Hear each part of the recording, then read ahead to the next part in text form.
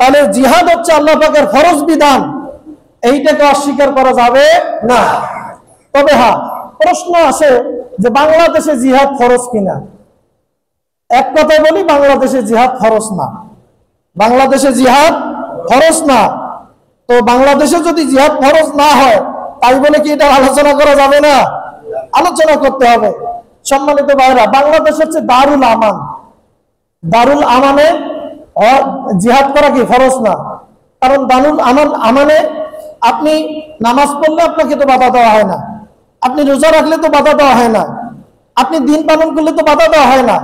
তো এই কারণে যে দেশটা দারুল আমান, সেইখানে জিহাদ ফরজ না। এই জিনিসটা মাথায় রাখতে হবে। তবে হ্যাঁ, দারুল হারব যদি হয়, সেখানে সকলের উপরে জিহাদ ফরজ।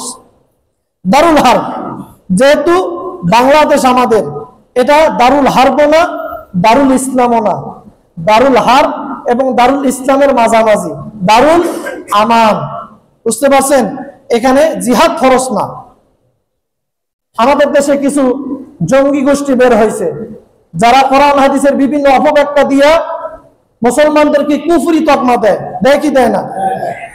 এদের খবরদার পড়বেন না। এরা কোরআন হাদিসের অপব্যাখ্যা দেয়। আল্লাহ পাক কোরআনে কারিমে বলছেন, তোমাকে যদি কেউ সালাম দেয়, খবরদার তুমি তাকে এই কথা বলো না, লাস্তা মুমিনান, তুমি মুমিন নও। তোমাকে যদি কেউ সালাম দেয়, তা আল্লাহ বলছে, তোমাকে যদি কেউ সালাম দেয়, তাকে তুমি কাফির বলিও না। আমরা কি বানায় ফেলি? কাফির বানায় ফেলি। এই এই এই ভুলগুলো করা যাবে না ভাইরা। একজন মুসলমান, সে পাপ করতে পারে, তার অপরাধ থাকতে পারে, তার অপরাধের কারণে আপনি তাকে কুফর বানায়, কাফির বানায় ফেলবেন, এই কাজটা করা যাবে না।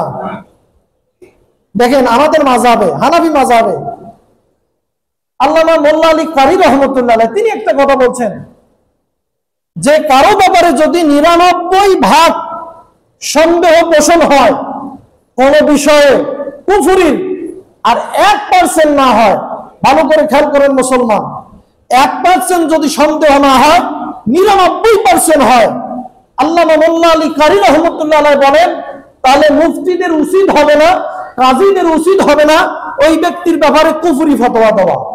সুবহানাল্লাহ বলবেন না? তাহলে 99% কোন ব্যক্তির ব্যাপারে যদি সন্দেহ হয়, তাহলে তার ব্যাপারে কুফরি ফতোয়া দেওয়া যাবে না। আর আমরা সামান্য সন্দেহ হইলে কুফরি ফতোয়া দেই, বলি যে হে মুশরিক হয়ে গেছে, এ কাফের হয়ে গেছে।